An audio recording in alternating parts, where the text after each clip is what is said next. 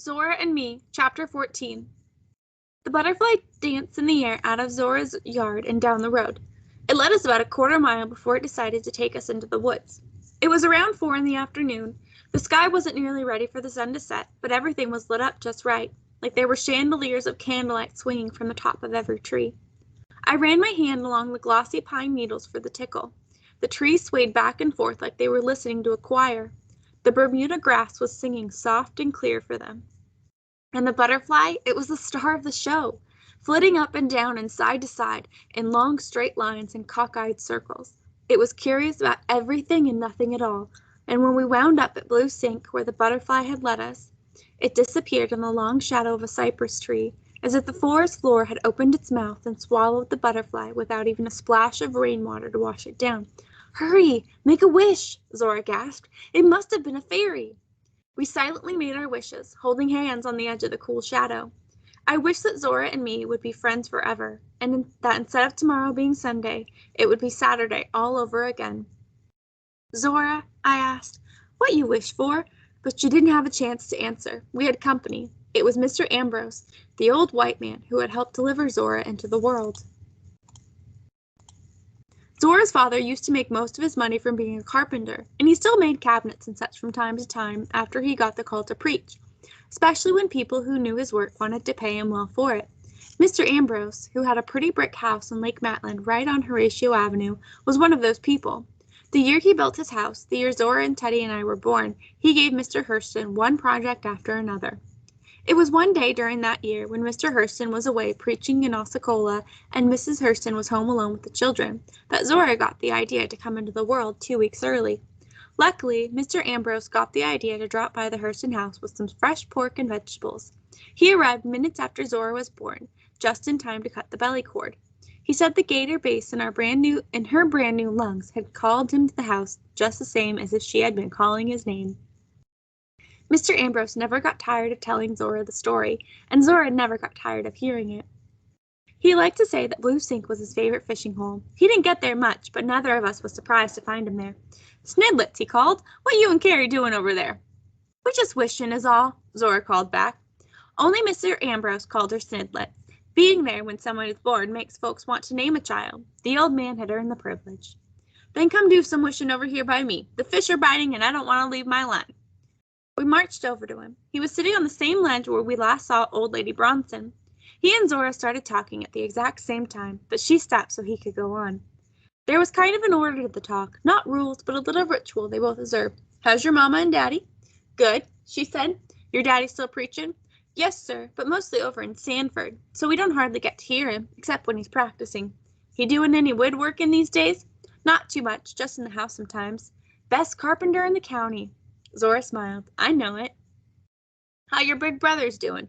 "Good. Bob's finishing his first year of medical school up in Nashville, and Ben's been courting Jeanette Sims and keeps going to her daddy's pharmacy just to look at her."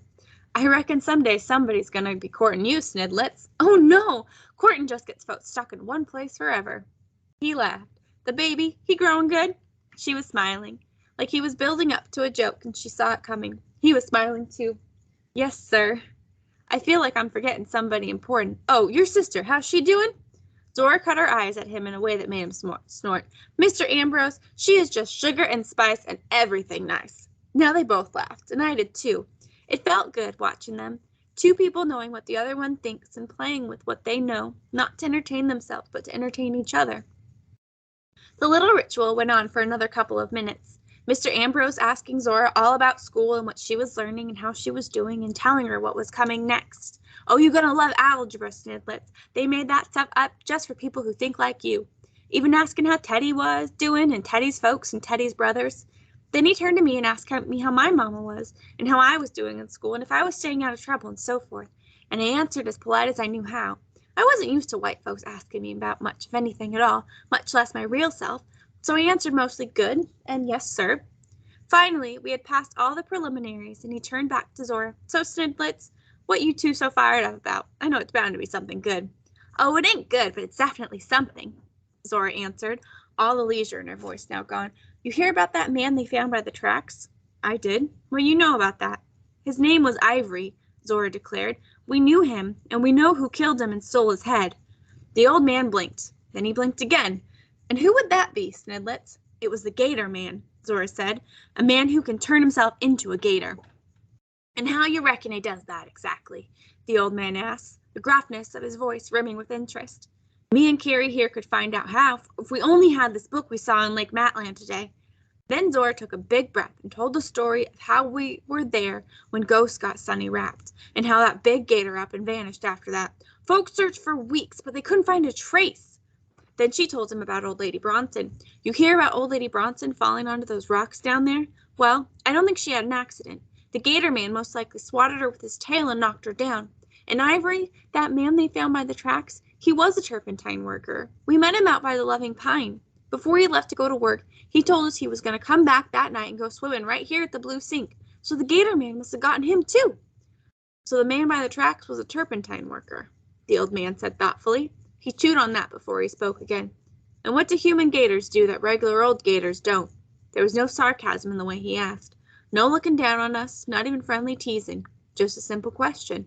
Mr. Ambrose was the first grown-up who took seriously what Zora believed. She beamed at him. Well, that's the whole thing. We're not exactly sure yet. That's why we need the book. The one you saw in Lake Matland, about gators and whatnot? Everything about gators. It's called The Myth and Lore of Gator Country, and I know it can help us. There's a picture on the cover of a giant gator coming straight out at you, and he has a horrible expression on his face. Way too smart for any regular gator. If that book's not about gators and gatormen, I don't know what is. And this gator man, you know him? That's the thing, she whispered. It's Mr. Pender. Mr. Ambrose raised his eyebrows in surprise. I don't know how he does it, Zora said, but he can go from being a regular old man like you to being a walking and talking gator. I know because I was out here one night and I saw him standing on his porch with a gator snout instead of a head. I saw him just as plain as I'm seeing you, and she pointed toward Mr. Pender's house as she spoke. You think old Pender, who lives a hop, skip, and a jump away from here, is really a gator. A human gator. If only I could get my hands on that book and read about it, Zora said. So, Snidlets, I heard your side loud and clear. You ready to hear what I think about all this murder and gator business? Zora nodded. A breeze on the water tugged at the old man's line. He didn't bother to check it. The coloreds in Eatonville ain't never caused nobody problems. But niggers killing niggers make white folks jumpy, and when white folks are jumpy, they can reach up awfully high, so high a few niggers will surely end up swinging from trees, and I don't want to see no one I like dead, colored or white. You think more folks will end up dead? Zora almost whispered. My throat got tight. Snidlets, I ain't worried about men turning into gators. Old Pender's been here a long time for him to suddenly start acting like a gator. But these turpentine workers, they're another story. They walk in knots, and wherever they settle, they seem to tie everything else up in knots with them.